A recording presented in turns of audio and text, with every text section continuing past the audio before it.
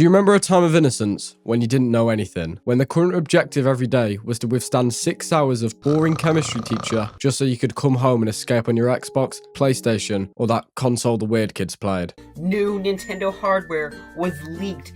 You guys are a fucking bunch of losers. The era of 2015 to 2016 was an amazing time to be a kid. I still remember how fun Black Ops 3 was, hopping on with the boys to play zombies. Hi guys, Mr. Rufflewaffles here. No nonsense, lightning bow upgrade guide. Or even just dominating in the multiplayer whilst grown men screamed at us for having a good time. Your mum has a fat pussy. Your dad got... Or even trying to make it as a YouTuber by making some crappy funny moments videos. Look at the guy on the end on their team. Shut up, guys, shut up! What I'm trying to put forward here is that these years were the prime gaming years in my childhood. 13 years of age was the sort of age where your parents start to give you more independence, while school is still somewhat relaxed. That healthy balance which meant you could spend hours gaming with your friends without stressing about the dangers of tomorrow. At the time, the longer-awaited Overwatch was on everyone's mind since it had been teased back in 2014. And in the next 2 years, Blizzard proved their ability to create hype and excitement for a game by animating cool storylines for the Overwatch team by showing gameplay bit by bit until its official release. You're completely disgusting! It was cool to see a video game company being so transparent with what they were working on, with an abundance of mini shorts being pushed onto YouTube, something that, you know, doesn't exist nowadays. Hello. Like, come on, look how fucking raw that looks. I think I'm gonna buy all the loot boxes now, Blizzard. It also felt refreshing to me, as I didn't really play much of Team Fortress 2 as a kid, therefore allowing me to have a greater appreciation for Overwatch when it finally released in 2016. I thought the whole concept of different characters, each playing their own role in a team environment was great. Sure, I'd played CSGO. I can't do anything without you guys, you fucking idiots! I can't do anything! But the cool ultimates and advantages and disadvantages to each character was so cool to me. I guess I was kind of naive to the fact that Overwatch being centered around teamwork would be one of the main reasons why Blizzard had to shit out a new and improved version of Overwatch. And to put this bluntly, Overwatch 2 is most fucking certainly not Overwatch 2. Bye. What do you want me to do, you fucking retard? You know what? This game sucks. When I look back at games like Minecraft, I learned to appreciate how perfect that game really was, despite the fact that I have no desire to go back and play it again. With Overwatch, What the fuck? What the fuck? not so much. In the initial phase, it was fun, and it will forever be remembered as one of my favourite games at a point in my childhood. But as the years went on, Overwatch had garnered an awful reputation that could not be salvaged by any number they slap on the end of their name. Before I explain why Overwatch 2 is not the sequel we wanted nor needed, it's important to realise why this may have happened. I stated earlier that at the time, I really enjoyed the concept of heroes and special abilities, but that is now drastically changed. It's fun, I get it. Everyone's different, we're not replaceable clones in Le Machine, okay, it's cool, but it seems like no video game company knows what the fuck they're doing with it. The newest game to prove this was Battlefield 2042, a game which has had one of the worst launches I've ever seen. Don't think I forgot about you, by the way. The fans' reaction to the addition of specialists has shown me that there is a consensus brewing where gamers don't want these stupid features because it creates an insane amount of balancing issues. I think she's a bit too OP, probably. What I'm alluding to is yes, Overwatch is an unbalanced mess, and it has been for some time. I'm sure you're familiar with how Overwatch actually works because you've clicked on a video where you want me to shit on a game on your behalf, but I'll briefly explain it for like the 12 people watching, okay? Is that okay? Is that okay? In video games, there's a little thing called the meta, right? Which dictates how the game should be played to get the best results. Call of Duty's meta might be screaming down the microphone to put off your opponent. Or sitting in the corner camping with a claymore like a cunt. But Overwatch was usually playing with 2 tanks, 2 healers, and 2 DPSs to ensure that you had a balance of each class to hopefully win more games. And this is fine. It would be so stupid of me to criticize this. Like, why shouldn't people have the choice to follow a meta which is in theory meant to produce the most amount of wins? The great thing about this as well is that you can choose not to follow the meta. You want a team full of DPSs and healers, go ahead, we're all here for it. And I think that freedom is why Overwatch originally flourished, giving people the option of playing how they want to play. That being said, the meta allowed for entitled losers to cry when people didn't pick the heroes they thought were necessary for the team. In most cases, you had a guy demanding that the team needed a healer, while he was playing a hero that clearly wasn't a healer either. I think the worst of this was the actual fat loser, who would look at people's career hours on each hero and decide who gets to play said character based on how many hours they had on them. I'm main soldier and I'm really good with them. This is my Smurf account. Level 600 on my main. Like, I'm not being funny. I didn't spend £50 on a game for some femboy Twitter artist to tell me what character I can and cannot play, because I didn't sit on the game like a fat piece of shit for hours. I feel like this is partly why Blizzard felt the need to make a constitutional change to how matchmaking worked, and honestly, it just wasn't for the better. Like 1984, Overwatch wanted to put us in their little box in the boundaries of what their idea of fun was. Instead of a meta shifting around or friends just having fun doing different team comps than the traditional 2-2-2, Blizzard in 2019 introduced the concept of role queuing, where players would have to choose which class they wanted to play before entering the match, and would therefore have a competitive rank for each class that they played. So not only now does it force players to play a certain way, they also diminish the entire competitive rank system by having subdivisions due to the different heroes you could play. Detective, what are you doing? He said they've all been programmed with the 3 laws. I believe Overwatch's primary reason for doing this is because people wouldn't want to play certain heroes. Get what you fucking deserve! I know that in video games you should have the freedom to play how you want to play, but obviously there is a superior way to play the game. Fucking Nazi joke or whatever, third video game Reich or something. In CSGO, sure, you can buy an AWP every round, get 1 kill and die, and listen to your teammates scream at you. You've been reported, you dumb fat fucking cunt. But if you really want to win, you can sacrifice your own enjoyment for the good of the team and just buy an AK-47, get 1 kill and die, but be $2,050 richer. That being said, nobody should be forced to play a certain way. It's up to the video game itself to take responsibility and understand why people aren't following what's in the team's interests. Not quite my tempo. Overwatch has 3 primary divisions: tanks, healers, and DPS. DPSs are probably the most enjoyable to play since they're the easiest to pick up and dominate with, since their primary focus is dealing damage and getting kills. Then the next was probably the healers, because I guess they're quicker than the tanks, and then because tanks are slow or something, they were the final ones. Understandably, DPS is what everyone wanted to play, but obviously you can't have your cake and eat it. Some people have to suck it up playing tanks and healers for the good of the team. And if people don't want to play tanks and healers, then it's not the player's fault. It's down to the developer to make the characters actually fun and playable. I shouldn't be forced to play a character that's so fucking boring and garbage just because the big man upstairs wants me to play a certain way. Play the goddamn kid! And this is just one slice of a multitude of issues Overwatch 1 had. Like I said before, these types of games have to be incredibly careful when creating their heroes because they can really imbalance the game. With that in mind, Overwatch did not. They dropped a Swedish character who screams at barrels and has a weapon where she drags her balls all over your monitor. Chomp on my nuts, 18-year-old boy! Brigitte quickly became the most hated character in Overwatch for being an absolute overpowered mess. She had a shield, annoying stun mechanics, and it just became an absolute headache to play against. She has an ability called Whip Shot that can send the rocket flail even further out, doing a lot of damage and knocking enemies I don't back. give a shit. Not only that, she directly countered some players to the point where it meant that there was no point in you even playing your hero. For example, aerial characters like Farah, I like Farah, can be countered by characters like Soldier 76, since Farah becomes an easier target when she's in the air. This doesn't mean you have to switch heroes though, since you can learn to play around it by only staying on the ground. With Brigitte, it wasn't really like that. Everyone had to play around her and change characters to avoid being shafted. In short, this is Overwatch's fault for not fixing a character that was harming people's enjoyment of the game, no one else's. So obviously, this was around the time I began to fall out of love with Overwatch. Something about logging on, getting destroyed to a constantly evolving meta didn't seem enjoyable to me. Every game was almost like a coin flip of whether or not you were going to have fun, and that's when the game really started to fall off. Yeah, it had its fun moment, like this entire genre dedicated to clipping characters of fat asses. What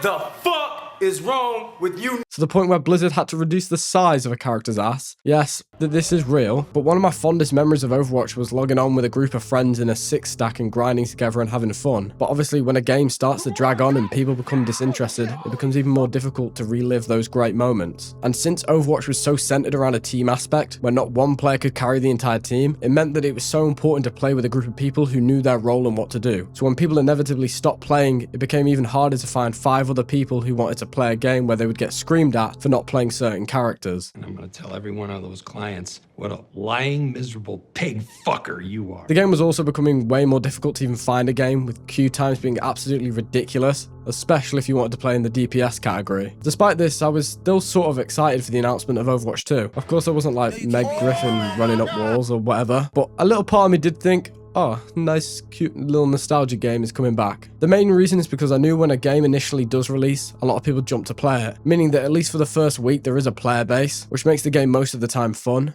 when you actually are able to, you know, play the game.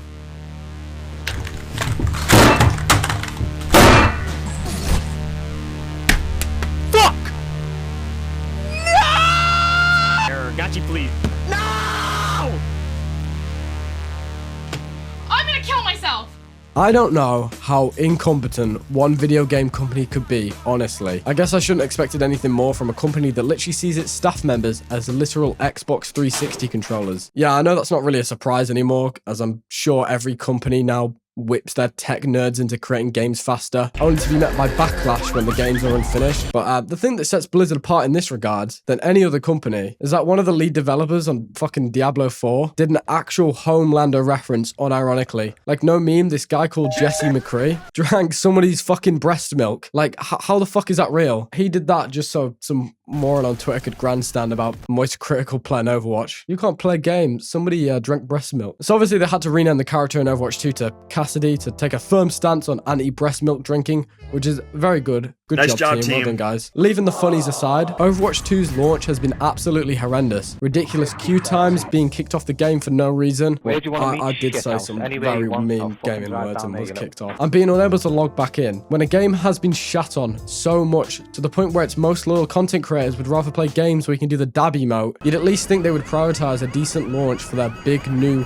Overwatch 2 update. I don't know what to call it. The biggest crime of all, however, is XQC having his 1,200 loot boxes opened for him. They opened my boxes! As if being a streamer full-time wasn't bad enough. You ever seen that video where the guy's like, I'm a content creator, my job's hard. I will make your job hard, how about that? It just feels like now that Blizzard just went out of their way to like piss people off. What the fuck do you know about respect?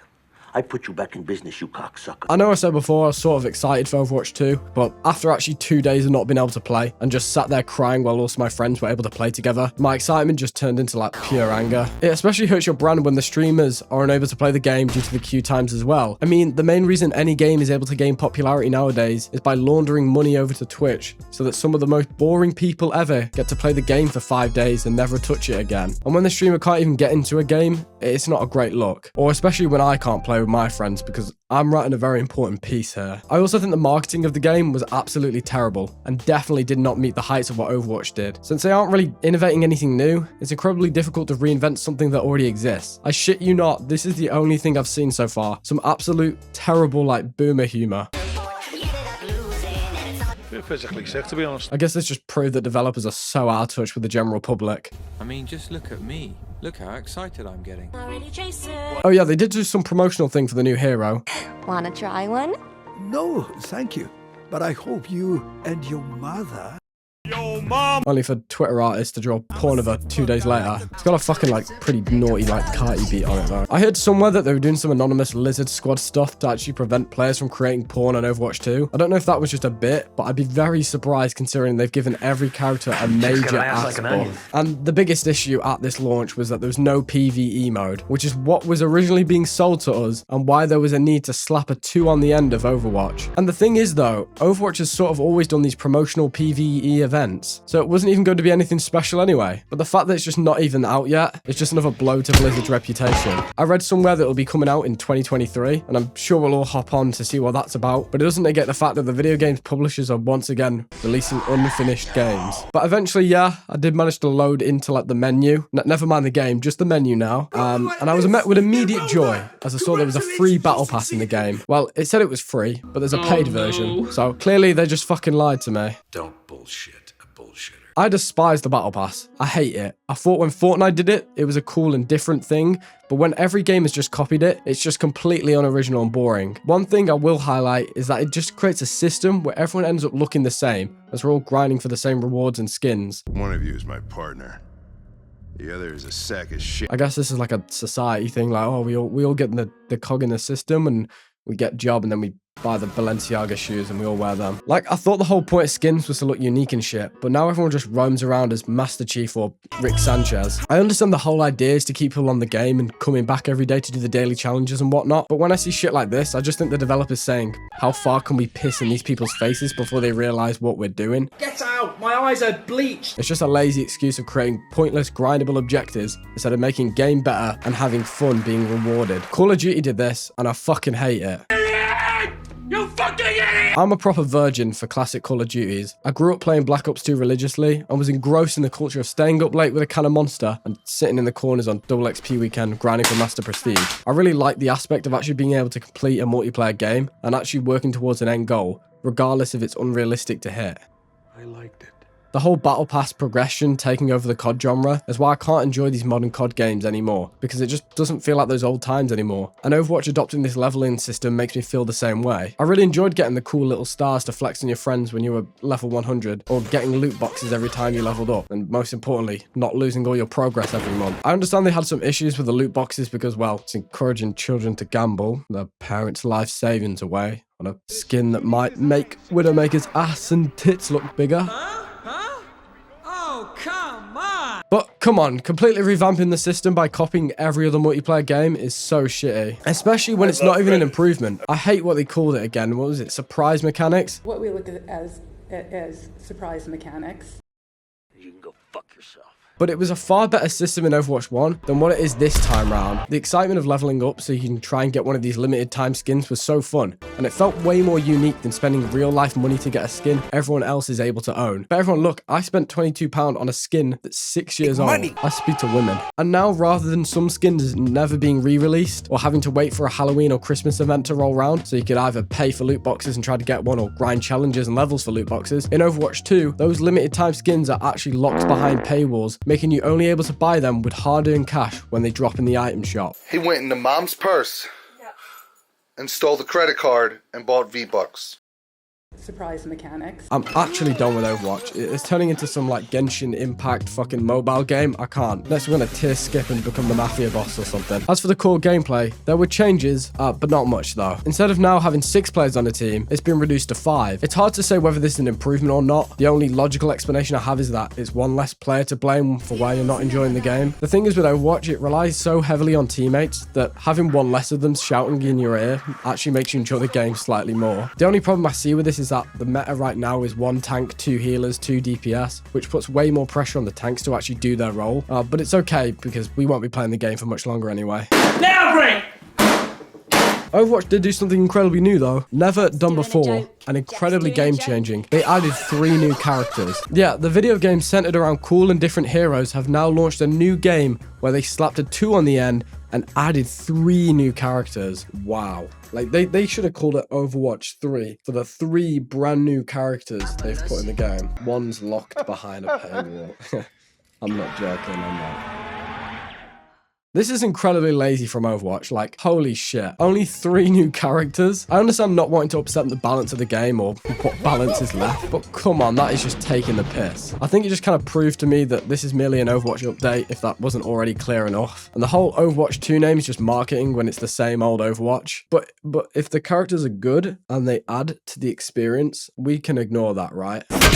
They added a healer called Kiriko, I don't care. Sue me in court. And she's fucking broken. The whole point of characters in the healer bracket is to heal, right? Yeah, very, very surprising. So my shock when I watched this on Twitter, where she just makes this Tracer want to smash every item in her room. I think what just sums up Overwatch is that she's already been banned from competitive play within the first week of launch. If you thought they'd be able to make a somewhat balanced character by now, then please just go and shoot. The major issues with Kiriko is her damage. Kiriko, I don't know. Should we find out? Should we?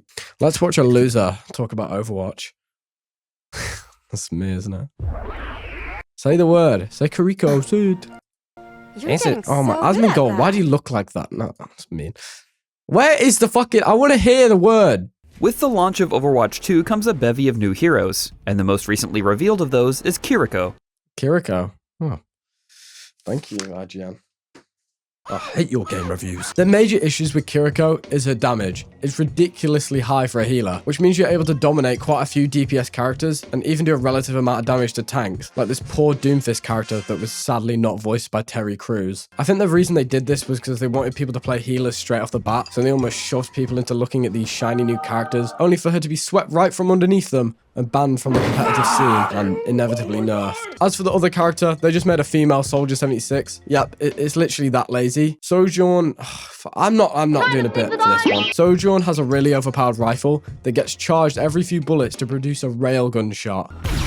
The railgun shot is very overpowered. It can do 260 damage points to the head. And the issue with this is how fucking often it recharges, pretty much giving her the ability to remove one of your healers or DPS in one hit. And then she has some Black Ops 3 slide that just allows her to dolphin dive out of the area, leaving the opponents you engage with just bewildered. And then for the tanks, get this, they just Junkrat. Make it feminine, And then you have it. What are you, in a fucking acapella group? La Junker Queen. She has a shotgun that's still relatively coherent from a distance, and a Modern Warfare 2 throwing knife. She has like some big axe and a screen that gives her teammates a HP boost. And her ultimate, oh wait, I actually didn't tell you about the other one, so I'm just gonna let that, up to your imagination. Or you can install the game and play it. How about that? How about you play the game? You piece of shit! And just when you thought the game couldn't get any more disappointing, for any new players to Overwatch, get ready to be chained to your fucking desk for the next couple of weeks as you try to unlock characters that everyone else already has. I think this is a huge problem in a game that relies too heavily on teamwork, I keep saying it, and countering different enemies. If one hero is played that counters the one you have unlocked, you're pretty much finished if you don't have any other heroes, and that just ruins a new player's experience. But I guess that's your own fault for not playing the first game, you awful piece of shit. The way the Battlepass has launched has already laid out the foundations of what Overwatch 2 is about to become. A free-to-play mess centered around buying credits each update to buy the new character. To unlock Kiriko for free, if you didn't already own Overwatch, you have to get to tier 65 of this god-awful boring snooze fest of a battle pass. And if you wanted to play her at launch, it would cost £8 just to buy the premium version of the battle pass. Or you could spend £35 to get some bundle that allows you to get her whilst giving you a bunch of useless skins and battle pass tier skip. Because apparently the whole point of these challenges was to keep you on the game, but you have the option to pay your way out of playing the game. Like, what? So obviously, any problems surrounding innovation you may have with the first game has almost been repeated in just its opening week here. That's so fucking lazy. You're a lazy fucker. Blizzard truly do know how to murder a game. But not only have Blizzard added features in an attempt to, I guess, make Overwatch even worse, they decided to cut content from the main game. That's right, the 2CP game mode in Overwatch has been removed completely, along with its maps in Overwatch 2. And just in case any Blizzard employees are watching, this right here is 2CP. Not whatever you were thinking, you dodgy fucking weirdos. Now, I didn't know this, but apparently the Overwatch community isn't really a big fan of this game mode, but I didn't really think it was that bad. But don't worry, because Overwatch have replaced it with a new game mode. A game mode so good that even the developers will forget all about those 2 whole CPs. I love kids! Overwatch removed 5 maps due to this and replaced it with a game mode called Push, which only has 3 maps. And the game mode itself is a complete downgrade as well. The game is essentially a tug of war mode, where players have to escort a huge robot towards some movable Overwatch branded pillar. The thing is with this is that the game mode has the enemy team capture the robot and then make the robot run towards their pillar to push it if it's all the way at the other end. It's an interesting concept for sure, but how it's executed is absolutely terrible. The maps are almost like Call of Duty Ghost maps. They're way too large, and you spend most of your time in the game trying to travel with the robot all the way to the pillar you want to push, and it's just so boring. I played one game as Farah, and I thought that it wasn't that bad, only to realize that I'd been blinded by the fact that I was a hero that could travel around much faster than everyone else. And it hurts knowing that the classic and nostalgia maps like Hanamura and Temple of Anubis have now been thrown out of the game in favor of an inferior game mode and less maps that are designed incredibly poorly. And it's even more frustrating knowing that you can't even play the original Overwatch since they completely shut down the servers.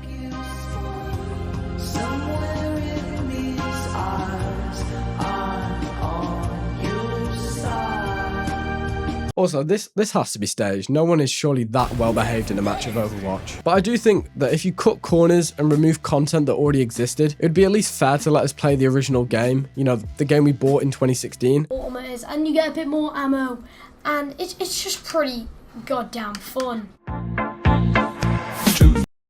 Shut the fuck up. But of course that wouldn't be profitable for Blizzard. It's apparent the whole reasoning of shutting down Overwatch was to force people to play Overwatch 2, as they probably knew that the players would just go back to play the original instead of this absolute cash grab. I guess that makes more sense than just making the sequel better than the original. Oh, and don't actually get me started on like how the game plays.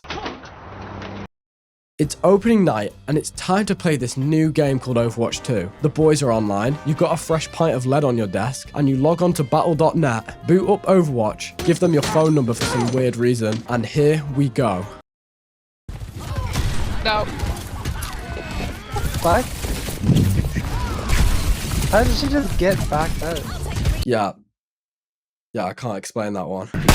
Probably the worst issue at the moment, ignoring that, is Bastion's ultimate, which literally lets you play as the US president. No, actually look at this shit. What the fuck is this? I think it's a glitch, but with Blizzard, you honestly never know. But look, they gave him a hat. We also gave him a hat to help him stand out and to add an extra touch of care. People will literally say anything these fucking days. Holy shit. This is like off the script, but this is kind of what happens when like, you know, like nerdy people that they're kind of smart. They sit indoors all day. They go on the little computer. They write reviews and I'm cool.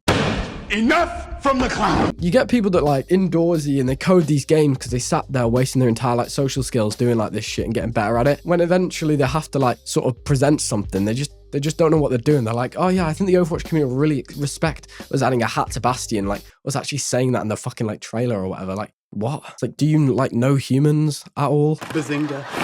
And considering how this game was rolled out, we literally could have waited longer until the game was proper sorted and ready. I mean, they only shut down the Overwatch 1 servers 2 days before this release, and this current game we have here offers nothing really different. Apart from this one minor bug, but I don't think anyone would be really interested in hearing about it, so apparently there's a glitch in the game where they forced players in game chat to buy things accidentally. And according to leaked sources, known as the PC Gamer, I wonder how overweight he looks, Blizzard are yet to issue any refunds.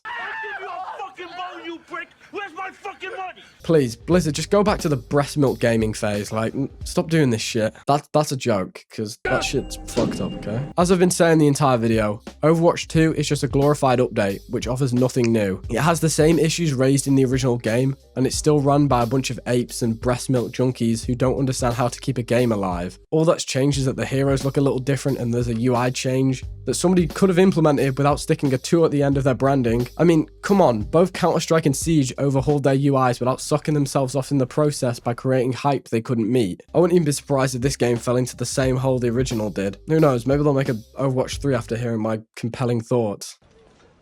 Now, although I have criticised Overwatch 2 and the ever-going problems it will continue to have, as much as I'd hate to admit it, I did have fun playing the game again. Having played a lot of Overwatch back in 2016 and eventually putting the game down for good in 2019, there was still something oddly nostalgic about everyone hopping on and playing again. Like I said before, the game is a coin flip on whether you'll enjoy your time or not. And when a game is revitalized and all your friends are interested in it again, it can become real good fun. But I'm unsure how long this feeling will last for and when we'll just put Overwatch down again like I did 3 years ago. When you start to grow up and become so much more engrossed in the real world and start to develop a real life and ambitions, the time you have to game becomes narrower and narrower. When you're a child, you're filled with so much freedom to spend your time however you want, and for most of us that was spent logging in at 4 PM and talking shit on the Turtle Beach headsets with a group of friends. But as they get older, that just becomes a thing of the past, as people begin to move on, form relationships and be enlightened by the real world, or clean toilets for some greedy corporation. I really don't know how sad your life is. Overwatch is a game that relies so heavily on teamwork to the point where it's almost necessary to get a few guys on and play. And although they did shorten the team comps down from 6 to 5, I'm afraid it just won't be enough to make me interested enough to play the game. Right now, all the boys are on the game because we're trying to relive those sought-after gaming moments from 6 years ago. But once that novelty dies off, and trust me, with shit like this in the game, it definitely will, where does that leave Overwatch 2 with a generation of people like me who don't take games too seriously anymore and just play to have a bit of fun? Personally, my major issue with Overwatch 1 was the lack of people there was to play, as my friends just became disinterested, making it harder to actually enjoy the game, and I have no doubt that lightning will strike twice with Overwatch 2. I know many of you, including myself, were hoping that this would be the revival of a beloved game franchise, but in actuality, it just isn't. And Overwatch 2 is merely a lazy update to an already washed up game. So yeah, I guess Overwatch 2 isn't really Overwatch 2. And we'll probably never get an experience quite like we did back in 2016. Before I end off the video, I do want to say, if you could leave a like, that'd be pretty cool. And the bell notification thing and, you know, the subscribe. Shut the fuck up! Many YouTubers shill it throughout the video, so just at least give me the benefit of the doubt. Like, I waited quite a while. Anyway, thank you, and next video when I feel like it, okay?